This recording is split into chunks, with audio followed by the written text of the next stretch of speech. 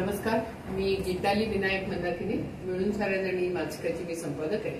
मिळून साऱ्याजणी मासिकाने विद्याबाळ अध्यासन प्रकल्प 2 सुरू केला.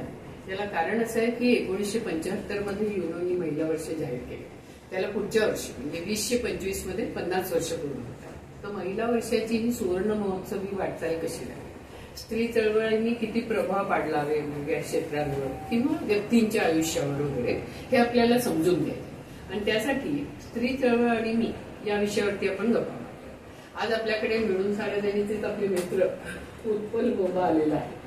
आणि उत्पल हा लेखक, कवी, कार्यकर्ता आणि बराच काय काय आहे ते आता आपण समजून घेऊया.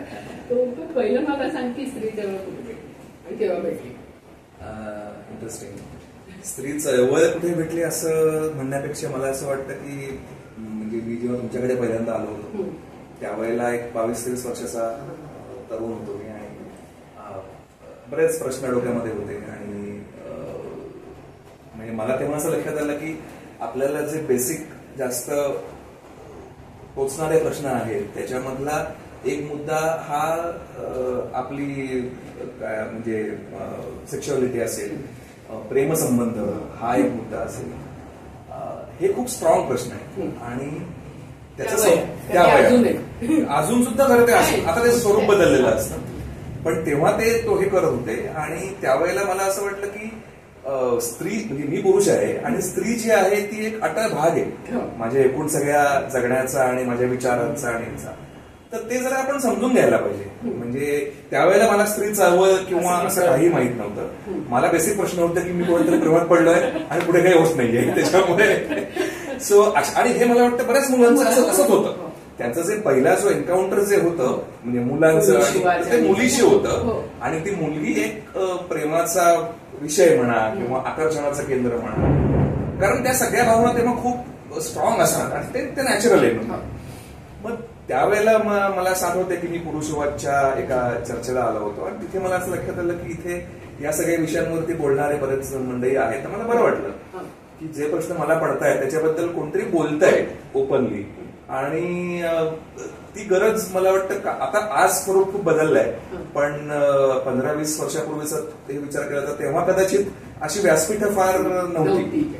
तर ते व्यासपीठ तिथे मला मिळालं आणि मग तिथे मग मी बोलायला लागलो. आणि मला जे चांगलं वाटलं, आवडलं ते असं की तिथे ओपनली बोलता येत होतं जो विषय अनुभवाबद्दल सुद्धा की आता मला काही म्हणजे सेक्शुअल तुमची डिझायर किंवा हा विषय टॅबू नाहीये मुळामध्ये हे मला तेव्हा त्या ग्रुपमध्ये लक्षात आलं. आणि मग मी तिथे रमलो. आणि मग तुम्हालाही आठवत असेल की आपलं तेव्हापासून ते असोसिएशन सुरू झालं, बरीच वर्ष झाली आता. आणि त्याच्यानंतर मग पुरुष स्पंदन, पुरुष युवक या मासिकांबरोबर आणि मग मिळून सारखं.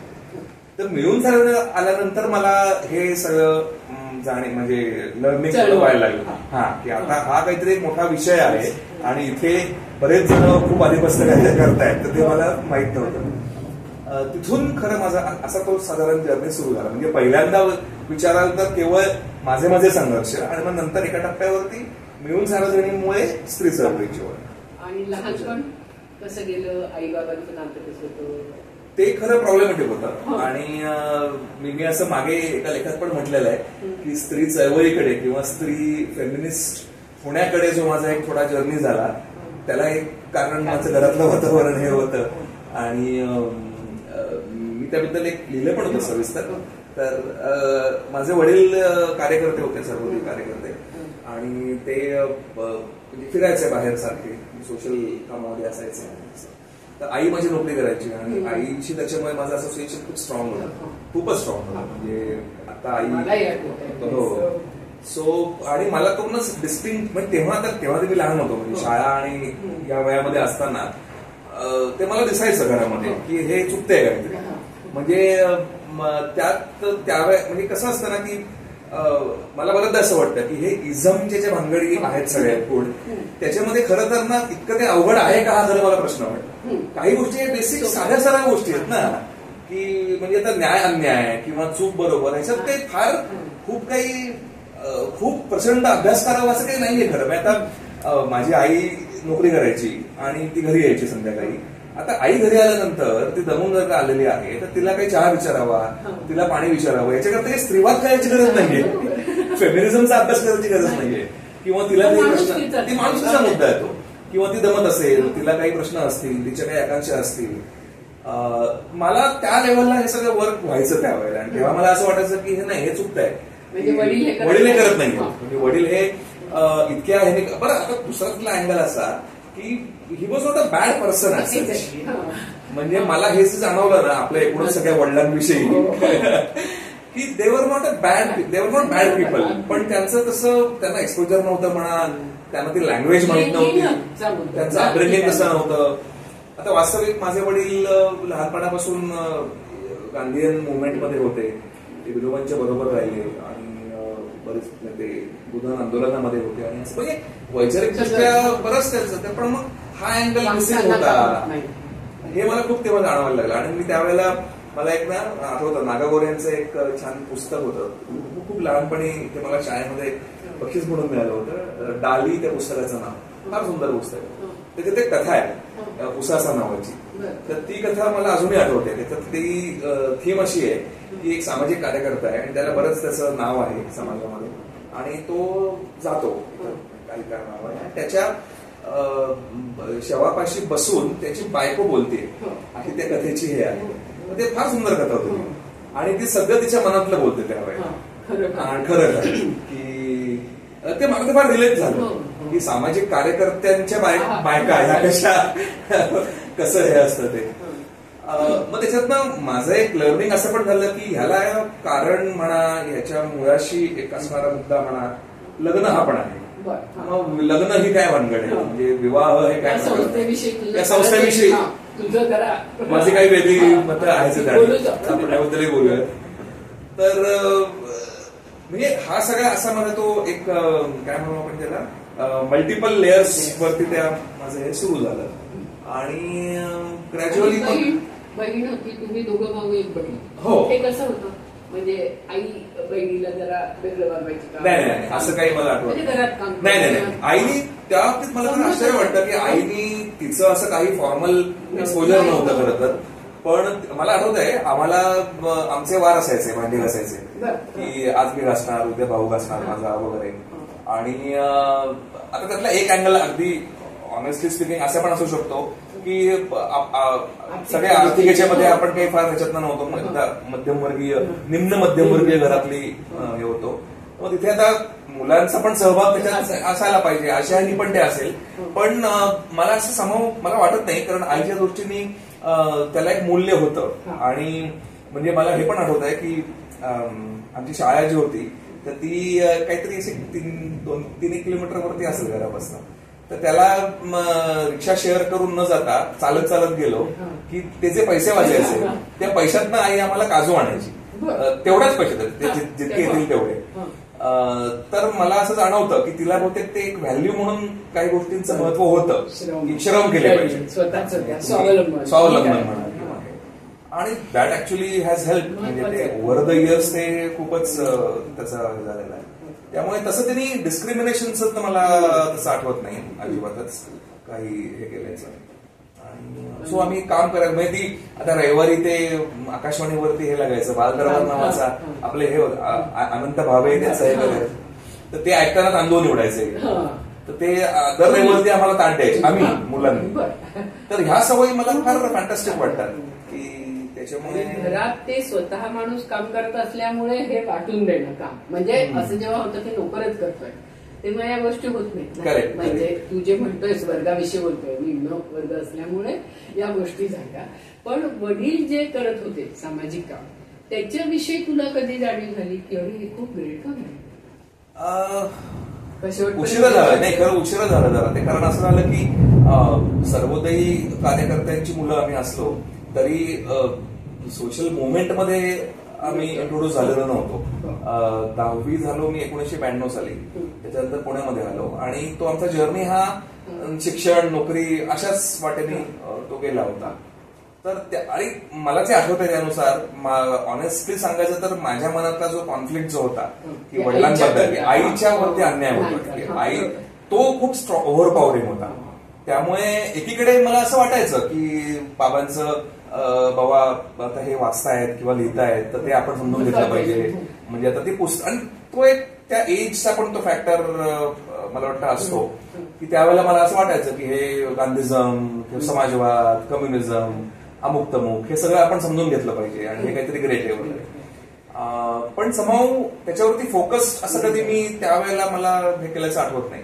त्यावेळेला उलट असं झालं की साहित्याचा प्रभाव खूप माझ्यावरती पडला होता. म्हणजे पु ल देशपांडेंचा जेवढा इतका प्रभाव होता माझ्यावरती आणि जो बऱ्याच त्या काळातल्या मुलांवरती जो होता टिपिकल एक मराठी मध्यमवर्गीय घरातल्या मुलांवर जो असतो तसा तो माझ्यावर होता. त्यामुळे माझ्या गोष्टींनी ते एक आयडियल हे होतं की तसं असं काहीतरी आपण करायला पाहिजे, लिहिता यायला पाहिजे आपल्याला वगैरे वगैरे.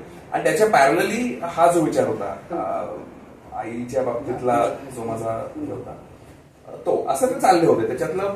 त्याच्यामुळे इतर वैचारिक दृष्टीने म्हणाल तर ते पुढे आलं नंतर. ते नंतर खूप वाटलं तुला नंतर खूप काम केलं. खूप काम केलं. म्हणजे त्याच्यात थोडं असं मी म्हणेन ऑनेस्टली काम केलं हे बरोबरच आहे. मला अशा करता ते थोडं कृतज्ञ वाटायला लागलं की त्यांनी ते मी त्यांचा मुलगा असल्यामुळे माझ्यात ते आलं, ते मला वारशाने मिळालं. म्हणजे हे नसतं झालं तर कदाचित मला माहित नाही कसा घडलो असतो. तर काही गोष्टी माझ्यामध्ये जेनेटिकली बहुतेक आल्या त्याला कारण वडिलांचं एकूण त्यांची पर्सनॅलिटी आणि त्यांचं काम असेल. आणि मला आज विचार करताना हे नक्की जाणवतं की बाबांच्या बाबतीमध्ये एक जे होतं सगळेच म्हणायचे की त्यांची विचार करायची पद्धत, त्यांची मांडणी ही एक संयत आणि बॅलन्स्ड अशी असायची. आणि आज मला तशाच कॉमेंट्स मिळतात ते मला खूप साधारण वाटतं की ते बहुतेक एक ते कनेक्शन माझं बाबांच्या ह्याच्याशी असावं की लिहिताना किंवा बोलताना एक संयत आणि एक सर्व बाजूंनी विचार करून बोलणं हे झालं. त्यांना हे मात्र का कळलं नाही या बाबतीत माझा डायलॉग झाला नाही. म्हणजे त्यांना हेही माहिती होतं की मी मिळून चालण्यामध्ये काम करतोय आणि त्यानंतर माझं समाज फेमिनिझम या विषयावरती नाही मला खरं आठवत. पण आईविषयी तुम्ही असं वागला ते झालेलं आहे. तो डायलॉग माझा झाला होता की मी त्यांना हे म्हटलं पण होतं नंतर की मला असं वाटतं की हे तुमचं वागणं चुकत आहे असं. तर त्यावेळेला ते आणि असं म्हटल्याचंही मला आठवत आहे की हो म्हणजे मी प्रयत्न करतो वगैरे. पण ते असं मोघम स्वरूपाचं होतं. मला एक असं वाटतं सांगावंसं वाटतं की ना ह्या बाबतीमध्ये एकतर आपल्याकडे ना अशी स्पेस किंवा तशी आपली वृत्ती घडवत नाही आपण की हा डायलॉग करायला हवा आहे, मला वडिलांची या बाबतीत बोलायचं आहे. हे वृत्तीच आपण एक फ्रेमवर्कच तयार केलेलं नाही. ते नव्हतं असं मला वाटतं आतापर्यंत. आता आणि बाप यांचं बऱ्यापैकी म्हणजे आता maybe we can say that the children are treated as equals may be.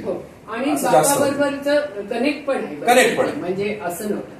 दुसरं मला वाटलं की तू भिवंडीला हो आणि मग तू पुण्याला आला, पुण्याला तू आजीकडे आला. आजी बरोबर तुझं एक वेगळंच तिचं काय सांग जरा. आजी नाव सांग एक आईचं पण नाव सांग. मी आईचं नाव वनिता आईचं नाव वनिता आणि बाबूराव वडिलांचं नाव बाबूराव चंदावर, वनिता चंदावर.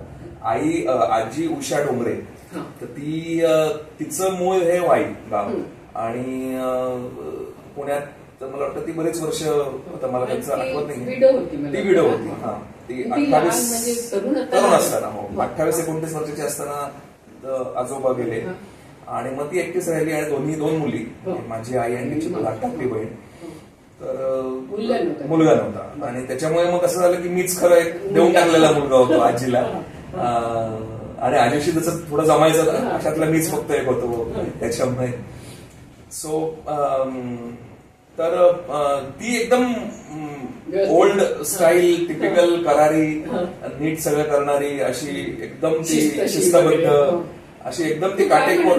इन्ना ते साऊथ कडे इन्ना म्हणतात. आय थिंक सो कारण ते मला शब्द फार हो तो शब्द.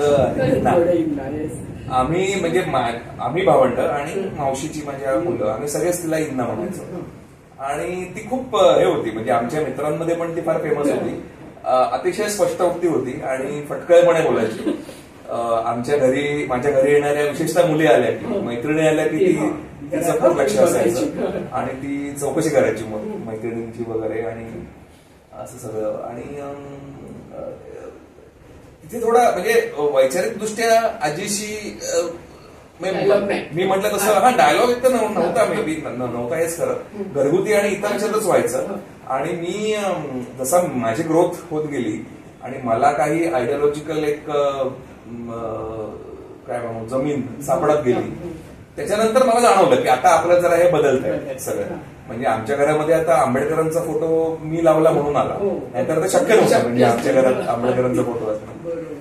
गांधींचा पण आणला, पण गांधींचं माहिती होतं कारण म्हणजे वडिलांच्यामुळे ते गांधींचं हे माहिती होतं. पण आंबेडकरांचं आणणं आणि त्यांची पुस्तकं आणणं वॉज आय थिंक क्वाईट. तसंच ते नाव बदलण्याचं हे तू कुठल्या टप्प्यावर केलंस? साधारण 2000 आय थिंक 2000 ते उशिरा केलं मी, 14च्या दरम्यान, 13-14च्या दरम्यान किंवा तरी. Actually I change my profile name. माझं फेसबुकला जे मी अकाउंट हे केलं होतं, ओपन केलं, ते माझं पहिल्या अकाउंटला ते हॅक झालं होतं, तरी ते प्रॉब्लेम झाला होता. मी दुसरं जेव्हा ओपन केलं तेव्हा मला असं वाटलं की आता आपण या नावाने करावं, आणि मला ते खूप छान वाटलं होतं. मला ते अजूनही तो मोमेंट आठवतो की आईचं नाव लावल्यानंतर मला इतकं छान वाटलं होतं. सो त्याला एक 10 वर्ष आता झाली असते, तेव्हापासून मी हे लावतोय, तेच नाव लावतो. हे आता आजीला म्हणजे काही माहित नाहीये, कारण आजी माझी 2011ला गेली, त्याच्यानंतर मी हे केलं. आजीशी ती काही बाबतीत खूप प्रोग्रेसिव्ह होती मात्र हे मला, आणि ते मला असं वाटतं की कदाचित असं असू शकेल की त्या जनरेशन मधल्या म्हणा किंवा त्याच्यानंतरच्या पण अनेक स्त्रियांमध्ये किंवा पुरुषांमध्ये अशा प्रकारचा एक मिक्स हे असू शकतं. म्हणजे ती असं, आता माझं लग्न झालं 2007 साली, तर तिला नमस्कार केल्यानंतर लग्नानंतर लगेच काय केव्हा तरी पुढच्या 2 वर्षात काहीतरी सणाबिण्याच्या निमित्ताने तर तिने असं स्पष्ट म्हटलं आशीर्वाद देताना की मुलगा होऊ दे, मुलगाच हवा आहे. तिथे अगदी असं सांगितलं आणि हायलाईट केलं की मी स्पष्ट सांगते मोठं असं. आता ते मला खूप शॉकिंग वाटलं होतं, आणि तिला नंतर आम्ही तो निर्णय सांगितला की आम्हाला मूल नको आहे म्हणून, तर ते तिला वाईट वाटलं होतं, पण तिने त्याचं काही हे नाही केलं. तिने कधीच त्याचं इश्यू नाही केलेला आठवत मला. तुम्ही तो निर्णय का घेतला, मूल का नको असं? मूल का नको म्हणजे खरं तर म्हणजे लग्नच का केलं हा एक दुसरा प्रश्न आहे. मला आज असं वाटतं की आय वॉज फॉर्च्युनेट इनफ की मला नेहमी ज्या वेळेला लग्न केलं, बघत होतो लग्नाचं, त्यावेळेला माझ्या विचारांची पार्टनर मला मिळाली. तनुजा तिचं नाव, म्हणजे ती पुण्यातलीच आहे आणि ती नोकरी करते आणि ती खूप इमाने इतबारे गेली 20 वर्ष नोकरी करते त्याच्यामुळे मला तिचं क्रेडिट खरंच खूप मोठं आहे. आता मी फ्रीलान्सिंग आणि स्वरूपाचं काम गेली काही वर्ष करतोय, त्याच्यामुळे एकूणच तू भटक्या विमुक्त. हो, एकूणच मी तसं ह्याच्यातलंय. म्हणजे नोकरीमध्ये 9 to 7, 9 to 6 जॉब करणं हे माझं कधीच हे शक्यच झालं नसतं. इव्हन मैत्रिणी असण्याच्या संदर्भात हो, त्याही बाबतीत छान घेणं तिने पण ते म्हणजे ती खूपच, म्हणजे मला असं वाटतं की लग्न जेव्हा झालं त्या क्षणी किंवा त्याच्या आधी सुद्धा तशी ती एका कन्व्हेन्शनल मोडमध्येच मुलगी होती.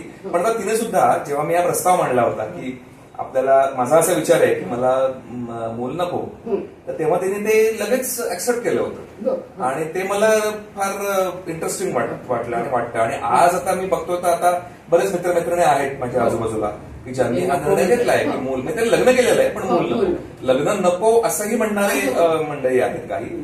मग ते मे बी रिलेशनशिप्स मध्ये आहेत आणि वेगळे काही प्रयोग करतायत. आता मला असे कमी लोक माहिती आहेत, पण मे बी एकूण आपण लक्षात घेतलं हे असे असतील अजून उदाहरणं बरीच.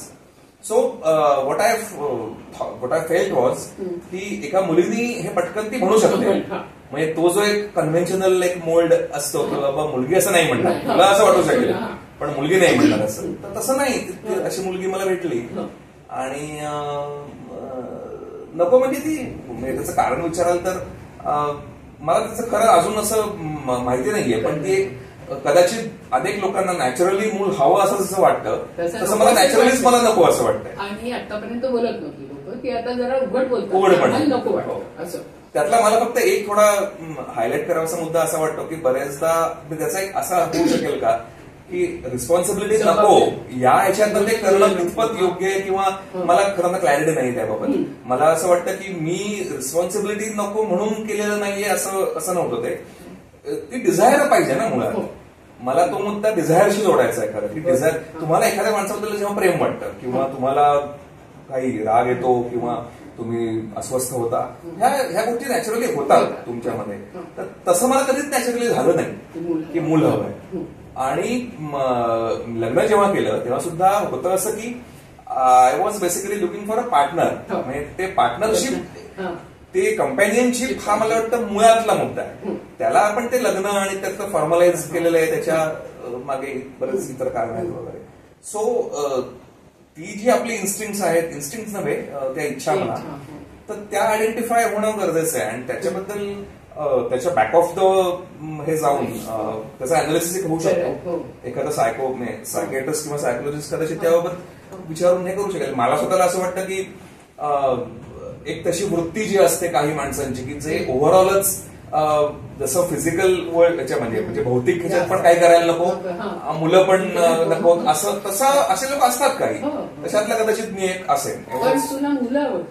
मुलं आवडतात ना, म्हणजे मुलांची काही ॲव्हर्जन, हो हो हो, असं काही ॲव्हर्जन असं मुलंच आवडत नाही, असं नाही. असं नाही हो. आणि ते आता ते पण माझ्या बहिणीची मुलं जेव्हा लहान होती त्यांचं पण मी केअर करायचं होतं. त्यांना काही सांभाळावे म्हणा किंवा इतर किरकोळ काही ते मी केलंच. म्हणजे आता ती दोघेही मोठी आहेत आणि आता तो पण मुळात म्हणजे तू फ्रेंडशिप हे मूल्य खूप मानतो.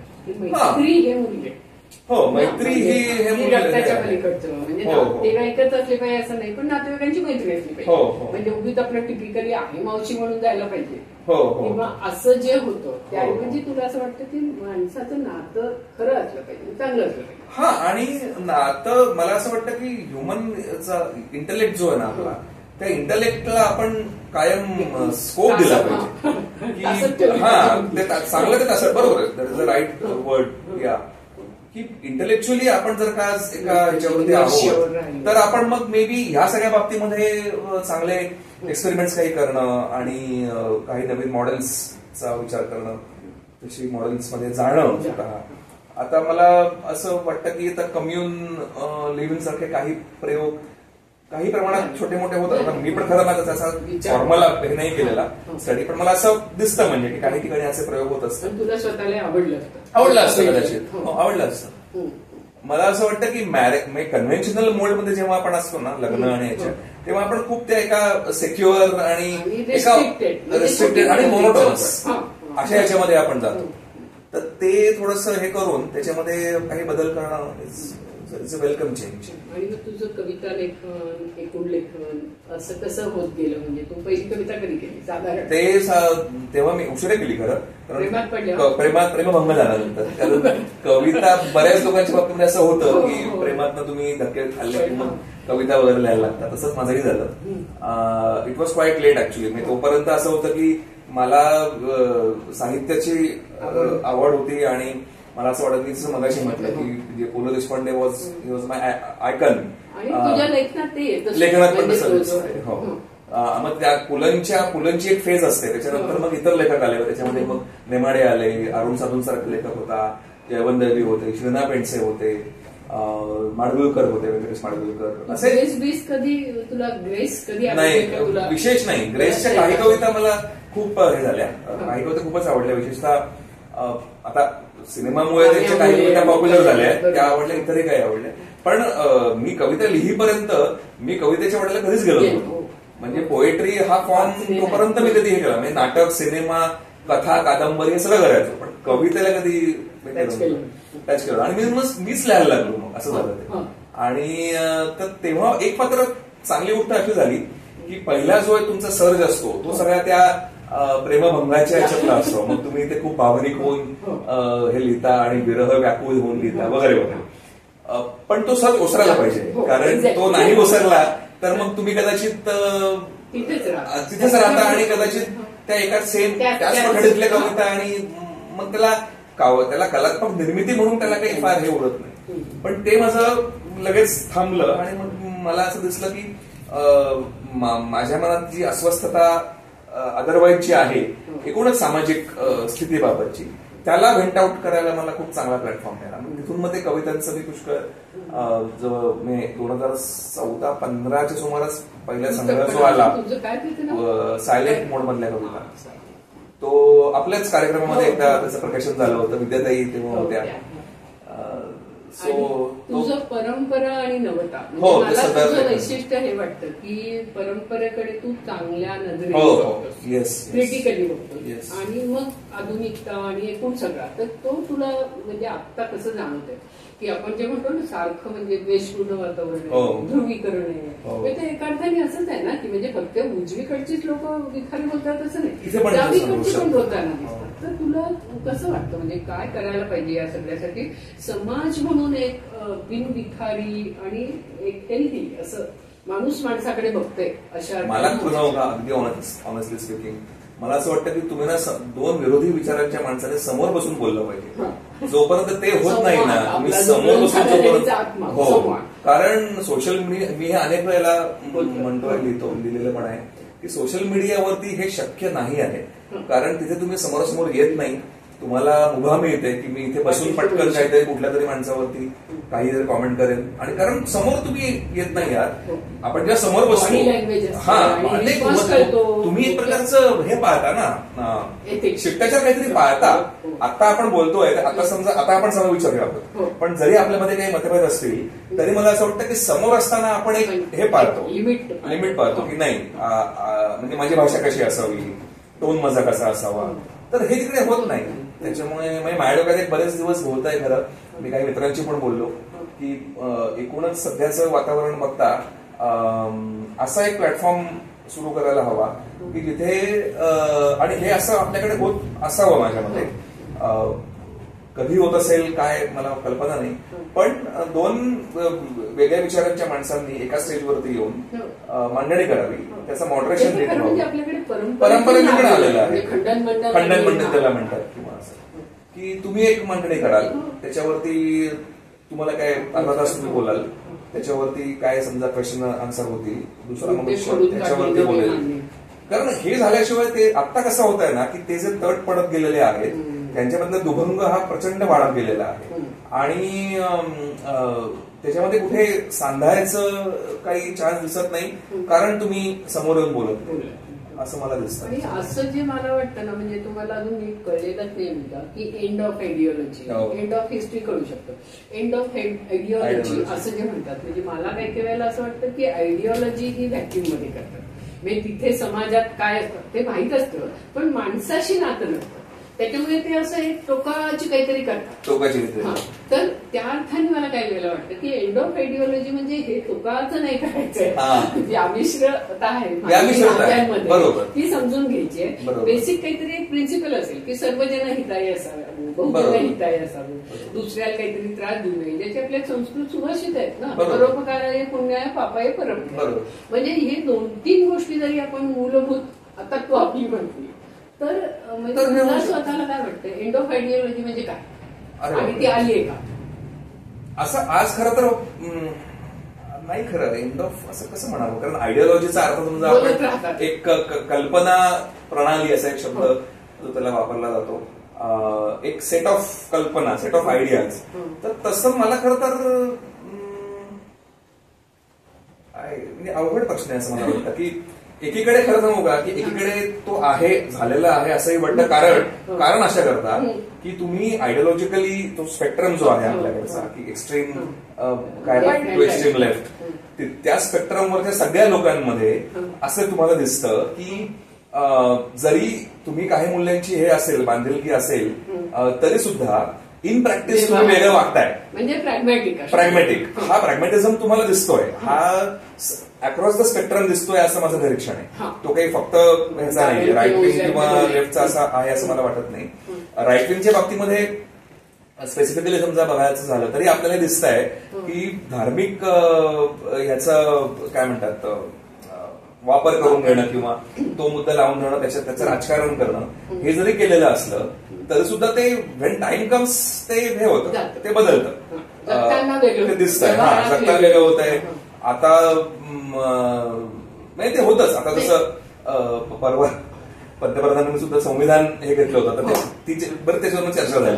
कारण आता त्यांना सगळ्यांबरोबर एकत्र काम करायचं आहे म्हटलं तर त्यांनी त्याचा टोन थोडा बदलला.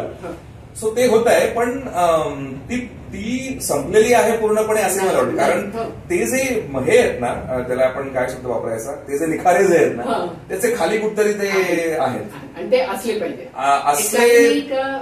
असले पाहिजेत. निखारे म्हटलं तर असले पाहिजेत का तर नाही म्हणू आपण, निखारे तर मत मला वाटतं त्याला जम्स म्हणू आपण त्याला. आता त्यात परत मुद्दा असा आहे की आयडियोलॉजी मध्ये आता मी समजा लिबरल विचाराचा आहे, तर मी असंच म्हणणार ना की हे जम्स असले पाहिजेत, ते नको. पण आता समजा तो एखादा धार्मिक ह्याचा आहे, राईट विंगचा एखादा, तर तो म्हणेल की नाही आम्हाला धर्मचं हे महत्वाचं आहे, ते जम असले पाहिजेत. तर आय थिंक त्या म्हणजे मला असं वाटतं की it ultimately boils down to not the set of ideas or ideology per se. It is about the values that you want to cherish. बरोबर. तर त्या व्हॅल्यूजच्या तिथे म्हणजे आता आपण शेवटाकडे येत असताना व्हॅल्यूजच्या तिथे माणुसकी हा समजा आपण मेन व्हॅल्यू धरली, मग अशी म्हटलं तसं मैत्रभाव धरला, बरोबर, स्वातंत्र्य, समता आणि मुख्य सामाजिक न्याय, अरे सौहार्द म्हणजे तुम्ही सहिष्णुता त्याला आपण मैत्रभावामध्ये त्याच्यामुळे आणि मुख्य सामाजिक न्याय. कारण आपल्याकडे ज्या सोशल जस्टिस, त्यामुळे हे सगळे जर आपण घेतले तर सोपं आहे ना. म्हणजे त्या मनाने सगळ्यांनी जर ठरवलं की आता धर्म ही संस्था, धर्म असेल, संस्थाही असेल, पण हे मानेल ती सगळं, हे मानेल, बरोबर, म्हणजे ह्या प्रायोरिटीज आहेत. एक्झॅक्टली, प्रायोरिटीज आहेत. आणि अशा दृष्टीने आपण डायलॉग खरं सुरू केलं ना की let us come to the common ground, common minimum आपण हे आपण करायचं. त्याच्यानंतर मग खाली थोडे डिफरन्सेस असेल तरी चालतील, पण ह्याला धक्का लागला. That is I think the way आहे. आपण काम करूया, राजकारण्यांना सुद्धा तसंच करायला लावूया, कारण ऍक्च्युअली ते फार आवश्यक आहे मला वाटतं. आणि ते आपण करायची, आपण ते प्रेशर खरंच क्रिएट केलं पाहिजे राजकारणामध्ये. इथून पुढे करूया, खरंच करायला पाहिजे. खूप महत्वाचं आहे. थँक्यू.